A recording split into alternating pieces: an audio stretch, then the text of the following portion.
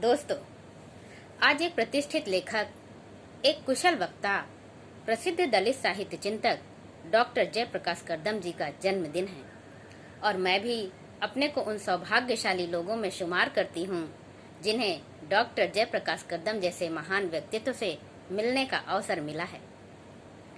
बेहद सरल स्वभाव, सहज व्यक्तित्व और बहुमुखी प्रतिभा के धनी डॉक्टर जयप्रकाश करदम की रचनाओं को पढ़ने के साथ साथ उनसे मिलकर उनके बारे में, उनके जीवन के बारे में, उनके जीवन के संघर्षों के बारे में, उनके लेखन के बारे में मैंने जो कुछ भी जाना, आज उनके जन्मदिन के अवसर पर मैं कुछ संक्षेप में साझा करना चाह रही हूँ। डॉक्टर जयप्रकाश करदम का जन्म 5 जुलाई 1958 को उत्तर प्रदेश जिला के गाजियाबाद के निकट इंदरगढ़ी नामक गांव में हुआ। अभाव और गरीबी का जीवन कैसे होता है, इसे डॉक्टर करदम ने बहुत ही नजदीक से देखा और परखा है। बचपन से ही इनका जीवन तमाम सामाजिक, आर्थिक समस्याओं के बीच गुजरा। पढ़ाई में अत्यंत तेजस्वी होने के बावजूद भी इनकी पढ़ने और आगे बढ़ने की राह आसान नहीं रही। अपनी मेहनत के बल पर अपने परिवार की जीविका चलाने वाले डॉक्टर करदम बताते हैं कि इनके ऊपर समस्याओं का पहाड़ तब आ पड़ा जब इनके पिता की 18 वर्ष की आयु में इनके पिता का देहांत हो गया। पिता के अवसान के बाद तो जैसे इनके जीवन में घोर निराशा और अंधकार ही अंधकार छा गया। परंतु वो कहते हैं ना कि 100 निराशा के बीच भी एक आशा छिपी होती है। जी हाँ, जयप्रकाश करदम के अंधकार से घिरे हुए जीवन में भी मैक्सिम गोर्की का जीवन दर्शन एक रोशनी, एक प्रेरणा लेकर आया।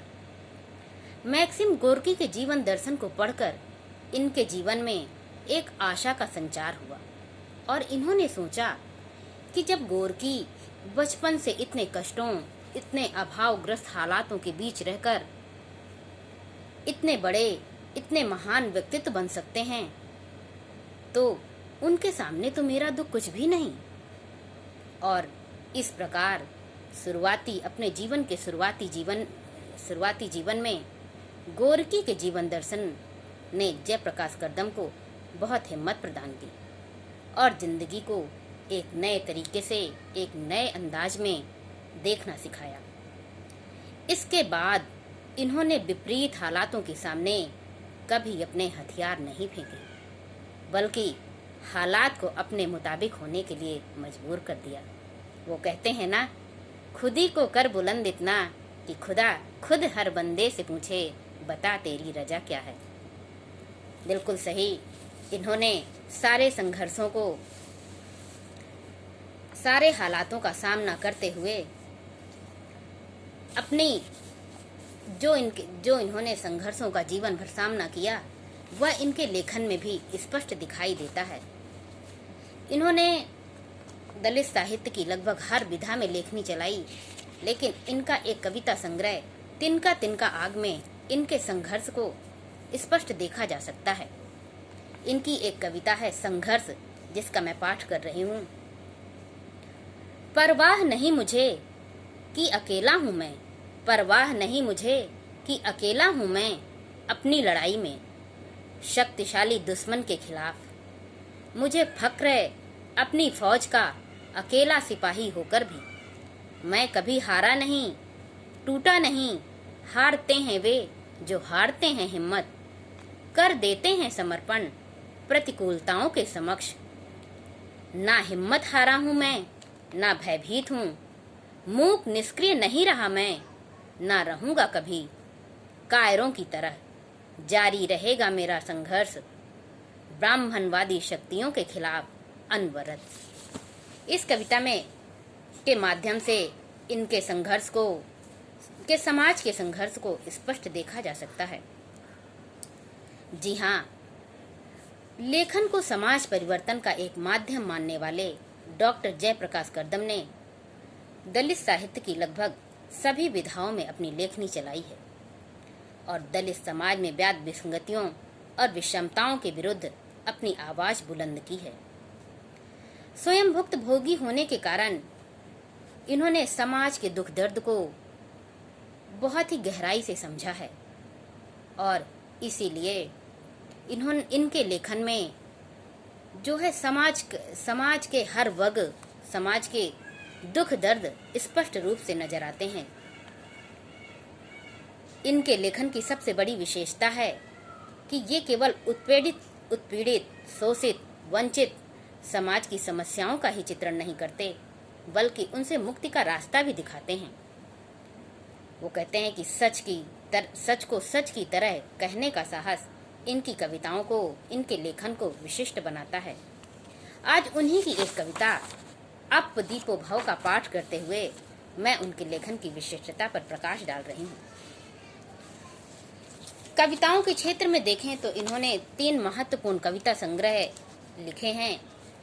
गूंगा नहीं था मैं, तिनका तिनका आग और बस्तियों से बाहर।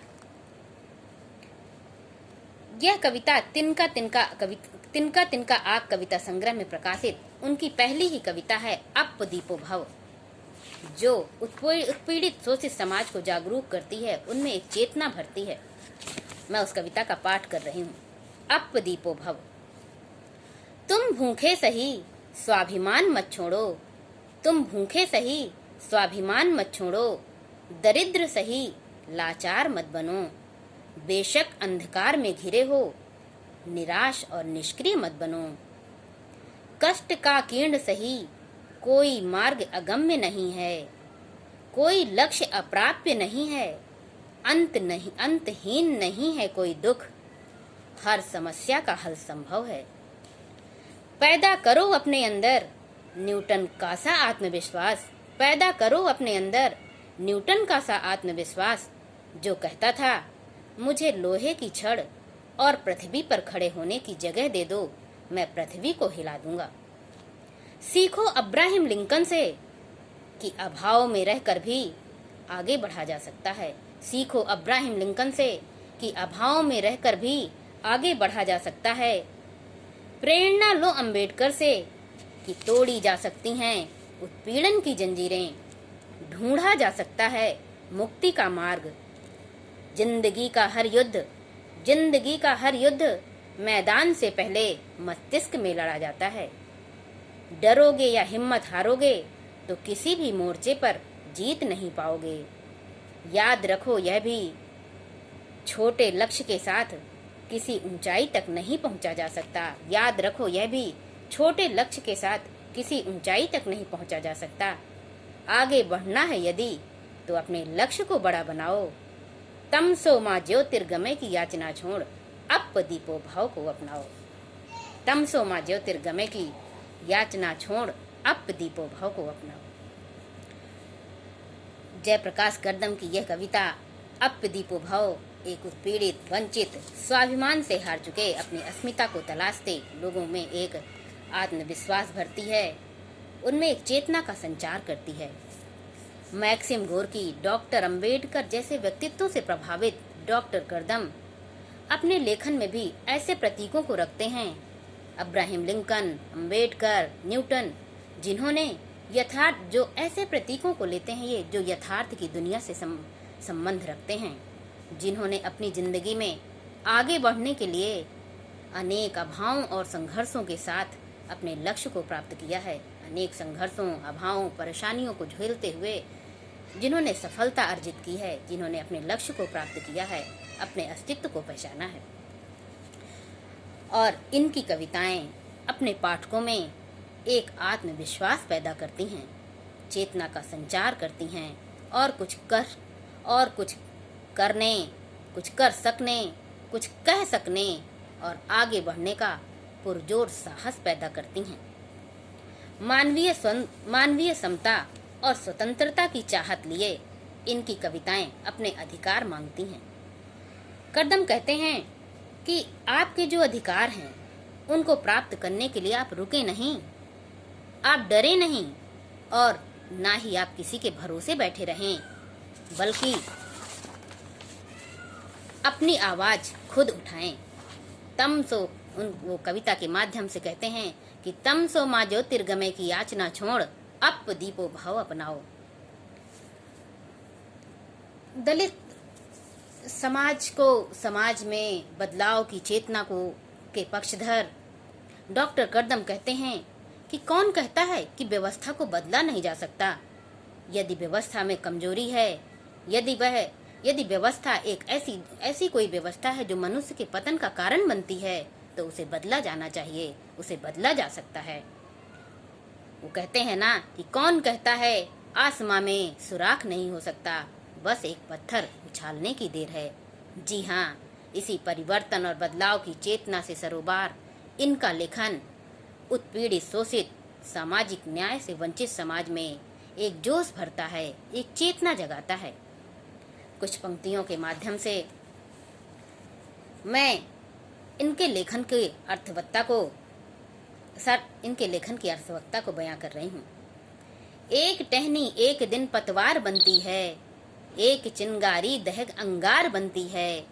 जो सदा रौंदी गई मिट्टी समझकर, एक दिन मिट्टी वही मीनार बनती है।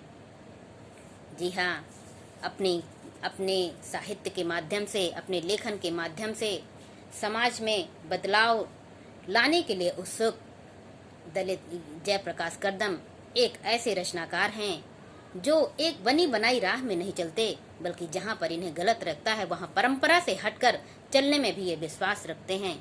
और इनका उद्देश्य है समाज की बेहतरी के लिए, समाज में समता, स्वतंत्रता, बंधुत्व की स्थापना के लिए, एक बेहतर समाज के निर्माण के लिए ये प्रयासरत हैं। और ये अन्याय एवं प्रतिकार के विरुद्ध आवाज उठाते हैं, लोगों में साहस भरते हैं, एक चेतना का संचार करते हैं। इस तरह मैं अपनी बात को जयप्रकाश करदम के बारे में मैं कहूँ तो उन्हें कुछ शब्दों, इनके व्यक्तित्व, जयप्रकाश करदम के व्यक्तित्व को, जयप्रकाश करदम के लेखन को, उसकी विराटता को, उसकी विशिष्टता को कुछ शब्दों या कुछ समय में बांध पाना शायद संभव नहीं है।